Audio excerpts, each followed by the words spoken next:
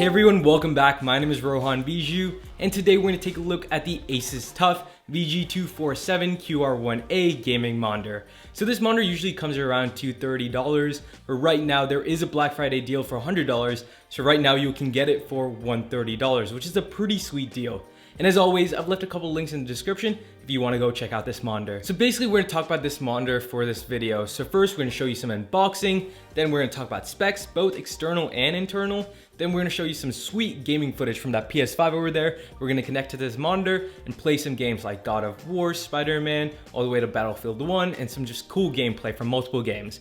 Then we're going to talk about my final thoughts and my final score I would give this monitor. So before we begin, subscribe to the channel if you haven't already to watch more future content like this. Like this video if you found this helpful, and comment any questions or concerns, and I'll try my best to answer them. So without further ado, welcome to Techno Review. Awesome, so our first stop is going to be unboxing. So the box is quite similar to the previous ASUS TUF gaming monitor I've reviewed earlier, and let's pop the box open. We can slide the styrofoam casing out of the box, and the first thing we see on the top is the accessories. Here we can find some paperwork, the HDMI cable, a DisplayPort cable, and the power cable. Then let's take the base of the monitor out, and it does feel pretty hefty. And then finally we have some more paperwork. Then finally we can take the monitor out of the box and place it on the table. Let's peel off the corner piece, which has a description for the monitor, and begin setting it up. The monitor actually already has the neck of it attached to the display, so all you have to do is take the monitor and slide it into the base. Then you can screw it in and set the monitor upright. And that's basically it. Let's plug the monitor into power and connect it to my PS5 and move on to the specs. Awesome, so first let's touch upon the physical specs. The monitor is made entirely of plastic and feels alright. It's not the best or worst plastic used for a monitor, but it still gets the job done. The neck and the base of the monitor feel very stable and is very durable. On the back, there are some cool designs integrated into the monitor, which makes this monitor look extremely rugged and durable. There's ventilation on the back of the monitor, which is really great, and there's also an amazing feature that I don't usually see in monitors these days, and I've only seen in another ASUS TUF gaming monitor, and that is integrated speakers. These integrated speakers are stereo, and this is a huge plus if you lack the table space or the budget for actual speakers. So this is amazing. And to show you a quick test of the speakers, here's a video.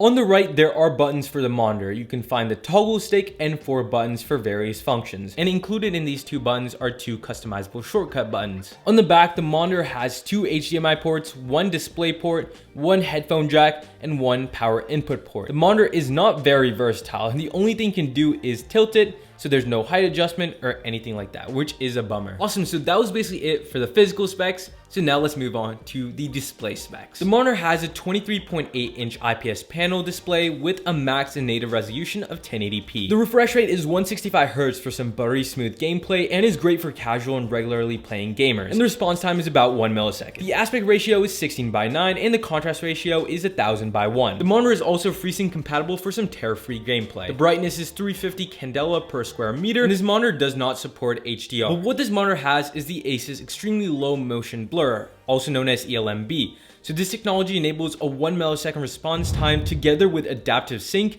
which eliminates ghosting and tearing for sharper gaming visuals with higher frame rate. The monitor also includes shadow boost, which enhances visuals in darker areas. So it basically lightens it so you can see, hidden enemies or different people there, so that you can avoid jump scares or you can just get that kill earlier. Awesome, so now let's talk about the settings and controls for this monitor. So we have the gaming settings where you can change the variable overdrive, enable AMD FreeSync Premium.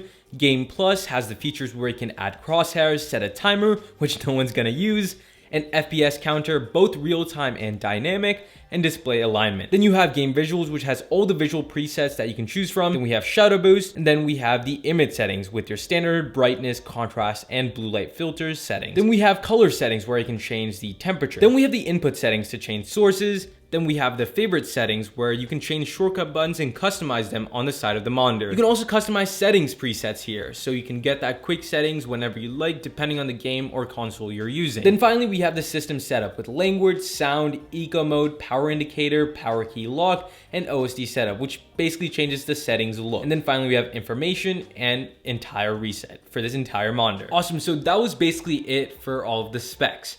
So now let's move on to my final thoughts and show you some sweet gameplay. So I played a ton of games on this monitor, from God of War to Spider-Man to Battlefield. Since the PS5 games cap at 120Hz, I didn't really get the full experience of the 165Hz, but based on the experience I had, it was amazing. So first, let's talk about the elephant in the room.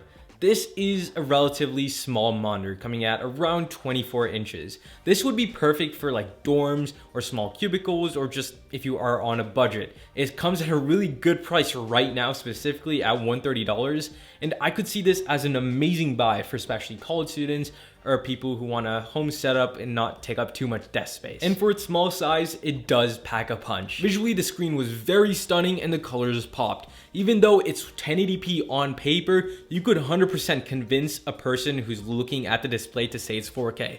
It looks extremely stunning. With the 120Hz refresh rate that I experienced, the games were smooth and stunning, and with the integrated speakers, it was amazing. The speakers get very loud and the sound is extremely full, and it sounded better than I thought it would, and it could easily be my primary speakers for a monitor. You can hear dialogue clearly, the action sequences are just very crisp, and just the background music fills the entire room. It gets way too loud at some points, and it does not have that weird staticky sound or shake the entire frame of the monitor. It's all perfect. The operating system is pretty intuitive and minimal and isn't really flashy. That could be both a positive and a negative, but it also feels pretty underwhelming. It doesn't give me all the necessary information at a glance.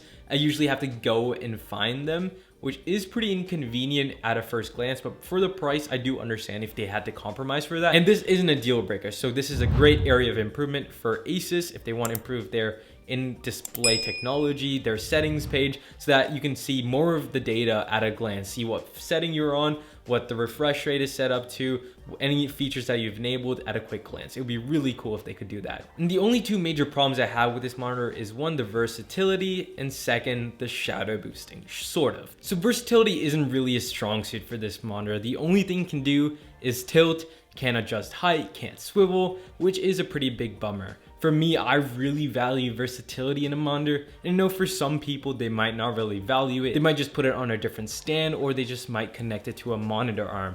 But I personally just prefer it with the stand that's given, and since it doesn't have that versatility aspect, it's for me not the perfect monitor. And second, we have shadow boosting, which is a pretty good feature to have, but it also does downgrade the sort of image quality in a sense. So the images are less contrasty and just looks a bit more bland when you enable shadow boosting. It's a really big downside if you are enjoying the visuals of the game, but if you are playing competitive games, it's really a big advantage. So based on the pros and the cons, I would actually give this monitor a 95 out of 100.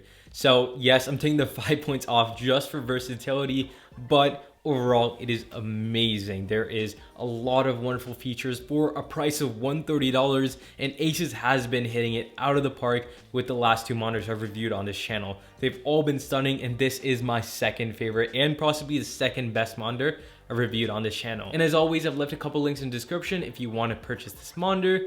And thank you for watching this video, and thank you for sticking till the end. So subscribe to this channel if you haven't already to watch more future content like this. Like this video if you found this helpful, and comment any questions or concerns, and I'll try my best to answer them. So thank you guys for watching. Catch you in the next one. Peace.